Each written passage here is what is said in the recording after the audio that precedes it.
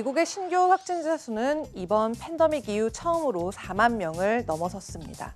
이렇게 코로나19가 다시 확산되면서 경제 봉쇄로 인한 원유 수요 우려가 다시 발생하고 있는데요. WTI 8월물은 전장보다 1.15% 오른 39.72에 마감을 했고요. 그리고 브렌트유는 1.65% 오른 41.95에 마감한 모습입니다. 원유정보업체 베이커즈에 따르면 미국의 주간 시추 공수가 전주보다 1개 감소한 188개를 기록했다고 하는데요.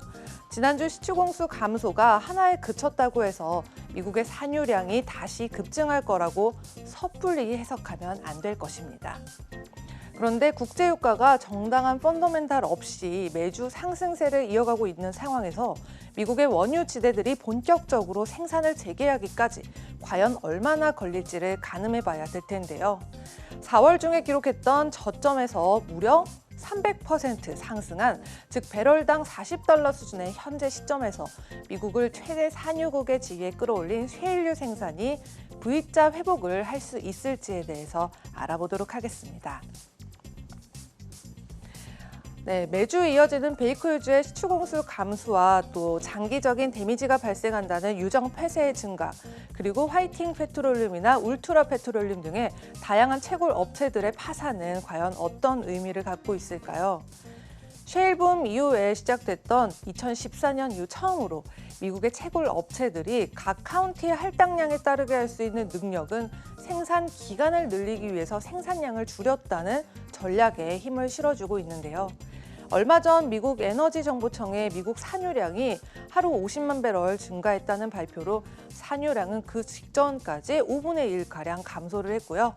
3월 중순부터 18주 연속 감소해서 683곳에서 188곳까지 감소했던 시추공수의 변화 추세도 바뀌기 시작했습니다.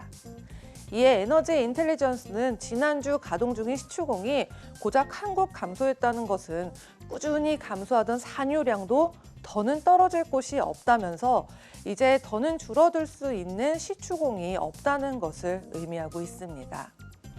미국의 원유 업체들이 배럴당 $40를 기점으로 산유량을 높이기 위해 나선 것은 맞지만 대부분의 업체들에게 실제로 채산성이 있는 가격대는 $50 이상에 가까울 것으로 보이는데요. 이에 대해 좀 더 자세히 살펴보도록 하겠습니다.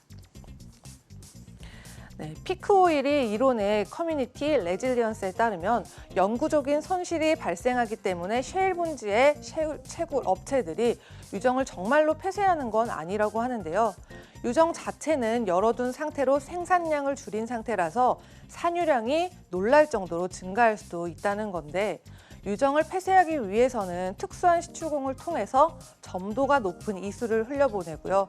그 유층을 관통하고서 원유와 가스의 흐름을 막아야 되는데, 이러한 방식을 사용한다면 구조에 영구적인 손상이 갈 수도 있고 또 층 아래의 압박을 높일 수가 있기 때문에 생산 재개가 어려워질 수밖에 없습니다. 그래서 이수를 흘려보낸 뒤에는 시멘트를 사용해서 금속으로 된 마개를 또 고정을 시키고요. 흐름을 막았는데 내부에서 남겨진 금속 파이프와 장비는 시간이 흐름에 따라서 부식을 하게 되죠. 그래서 생산을 재개할 때는 다른 시추공으로 시멘트와 이수를 파내야 하는데요. 운이 좋다면 원유가 다시 흘러나오겠지만 그렇지 않다면 또 엄청난 비용을 들여서 유정을 관리하고 다시 천공을 하거나 프래킹을 시도해야만 합니다. 하지만 방금 말씀드린 그 모든 부분이 작업에 착수할 팀이 있을 때야지만이 가능한데요.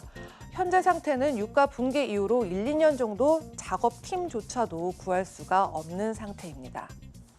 그렇다면 미국 원유 생산의 V자 회복, 우선 어려울 것으로 보이고 있는데요. 당분간은 이와 관련해서 미 에너지정보청의 주간 데이터를 꾸준히 지켜봐야 할 것입니다. 지금까지 글로벌 금융시장 심쿵 브리핑 펄스였습니다.